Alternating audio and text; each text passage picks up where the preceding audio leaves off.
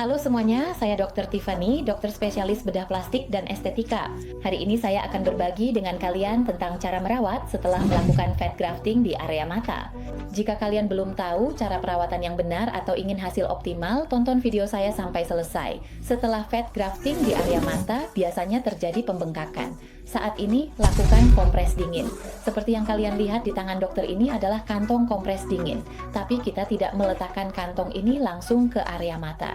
Gunakan kain kasa tipis untuk membungkusnya terlebih dahulu, lalu tempelkan ke area mata. Untuk prosedur bedah estetika lain di area mata, kita bisa langsung menempelkan kompres ke luka. Namun, untuk prosedur tanam lemak, dokter tidak menyarankan menekan area yang telah ditanam lemak karena hal itu dapat memengaruhi kelangsungan hidup lemak.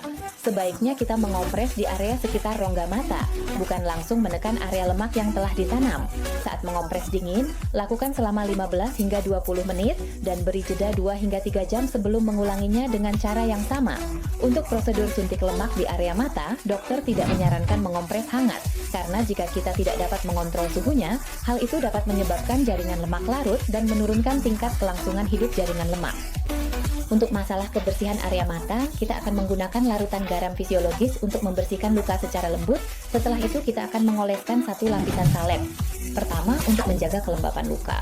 Kedua, untuk mencegah infeksi bakteri. Dan perlu diperhatikan, setelah mengoleskan lapisan kedua, kita harus benar-benar membersihkan lapisan pertama terlebih dahulu. Karena saya sering melihat pelanggan saya menumpuk 2 atau 3 lapisan secara terus-menerus, sehingga akhirnya membentuk lapisan dan menghasilkan bekas luka yang tidak bagus. Dan pada tahap ini, kita harus menghindari agar luka tidak terkena air maupun sabun. Oleh karena itu, dokter menyarankan agar kita sebaiknya mengelap wajah, bukan mencuci muka dengan sabun pembersih seperti biasanya, dan untuk keramas pun demikian, sebaiknya kita membilas rambut saja, atau pergi ke salon untuk keramas agar sabun atau air kotor tidak mengenai luka kita. Dan pada tahap ini, kita juga tidak boleh mengoleskan produk apapun jika tidak mendapat izin dari dokter.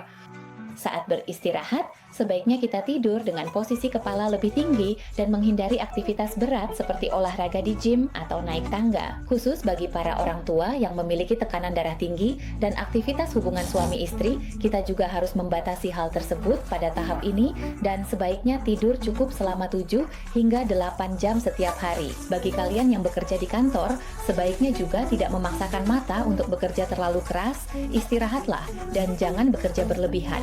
Dan pada tahap awal ini, kita juga harus menghindari penurunan berat badan secara tiba-tiba. Karena ketika kita menurunkan berat badan, jumlah lemak tubuh kita akan berkurang, sehingga lemak yang telah disuntikkan ke area mata juga akan berkurang. Kalian juga sebaiknya menghindari makanan pedas, berminyak, serta minuman bersoda dan beralkohol. Sebagai gantinya, kita akan mengonsumsi makanan yang kaya protein dan vitamin. Minumlah air yang cukup agar luka kita bisa cepat pulih. Kita juga harus menghindari menyentuh area mata, tidak memijat maupun melakukan perawatan estetika di area mata pada tahap ini, serta tidak memakai lensa kontak. Untuk masalah makeup, kita bisa mulai berdandan kembali 2 hingga 3 hari setelah jahitan dilepas, ketika luka kita sudah benar-benar sembuh. Saat keluar rumah, sebaiknya kalian memakai topi, kacamata hitam, serta menggunakan tabir surya. Karena saat luka kita masih baru, sangat mudah terkena sinar matahari dan bisa meninggalkan bekas hitam atau jaringan parut.